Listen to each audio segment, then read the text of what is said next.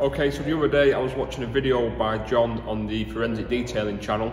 I'll put a link to the video that I did watch in the description. On that video he was talking about the advantages or possible disadvantages of pre-rinsing a vehicle before applying your pre-wash and your snow foam.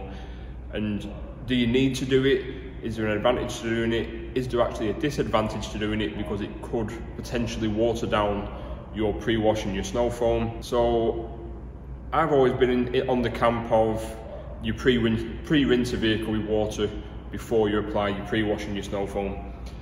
I've been doing the job over 20 years. Snow foam wasn't a thing when I started. Although we use it today, potentially some of the methods I use are obviously coming from back in the olden days when I first started. So I'm obviously willing to try out these new methods and new techniques. Obviously I have to evolve as the chemicals and the techniques evolve. You have to go with them. You don't want to just get stuck in the past. If you have watched John's video, you'll see how he was under the impression that perhaps it's a better idea to not pre-rinse your vehicle before applying your foam. So I thought I'll give it a try. I've tried it on two vehicles. The Range Rover, which only had a couple of weeks worth of dirt on it but doesn't have any protection and is now in with us for protection.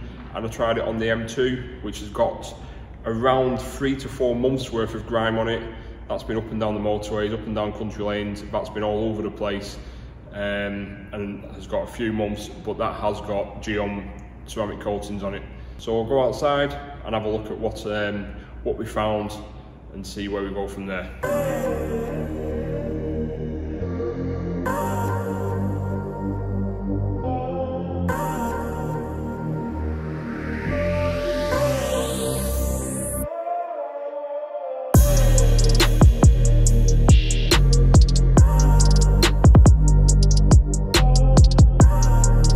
Here on the left hand side, still being dry and still plenty of dirt.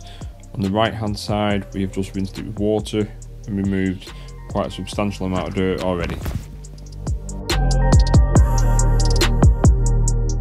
Next up, we applied a pre-wash solution to the whole vehicle and then applied a nice coating of snow foam and left that to dwell for about 5 minutes.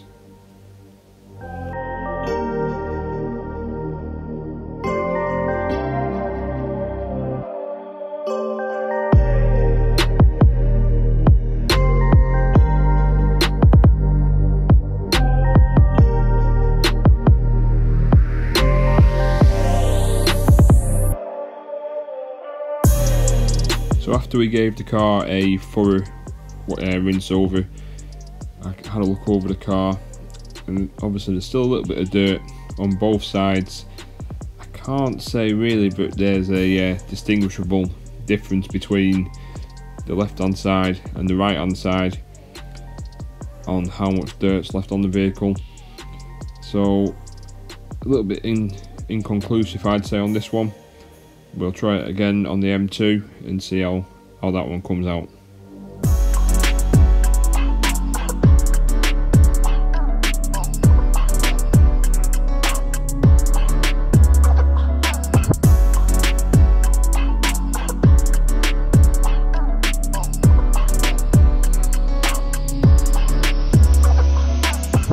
So the same again here. I rinsed down the driver's side with just water and left the passenger side dry to apply the pre-wash straight to the paint. So again here you can see quite a substantial amount removed using just water, a clear line that you can see from the side that we've done with water and the side that we've left alone.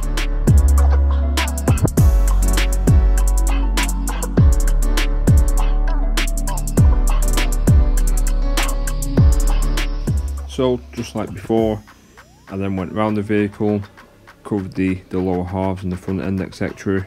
in the pre-wash solution before applying a nice coating of snow foam and leaving that to dwell for 5 minutes.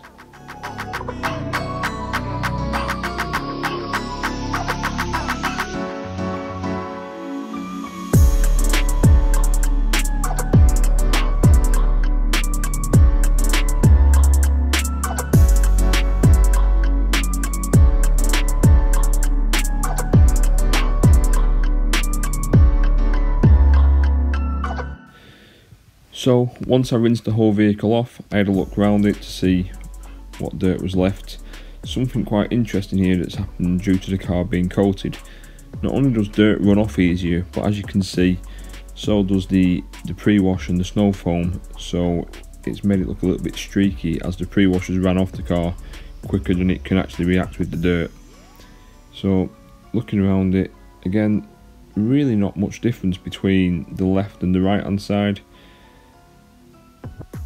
Completely indistinguishable, I'd say. But as we come round to the other side, on the passenger door and the passenger wing, I'd say there's actually a lot more dirt and grime still present on this side than there was on the driver's side. Again, I think part of the problem here is the pre-washers ran off quicker than it can react with the dirt. The other problem being is because there was no water on the panel for the pre-wash to sort of emulsify with and sort of mix with, if that makes sense. It's actually been more concentrated as it's run down in sections and caused these streaks on the paintwork. So I'll give it a quick contact wash now with a wash mitt and show you what I found when I did that. So you can see here, this is quite interesting. On the passenger side, which didn't have the pre-rinse with water, and we went straight to the pre-wash and the snow foam, after the contact wash you can see quite a lot of dirt still in the soap suds that are left on the car. And if you look on the driver's side, after the contact wash, most of the soap suds that are on this side are actually quite clean.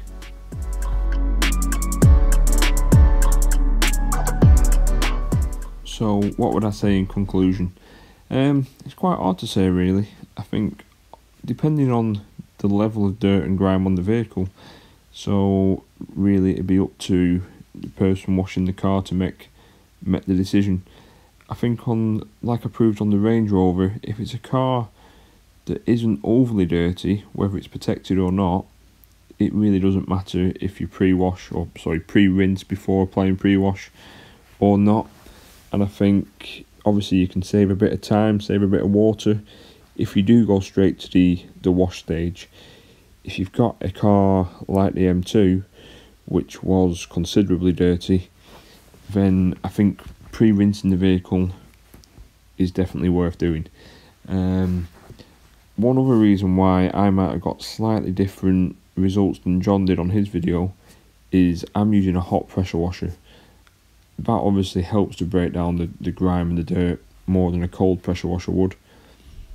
So that could be one other difference why I got a slightly different result than John did on his. But anyway, ultimately there's no right and wrong way of doing this.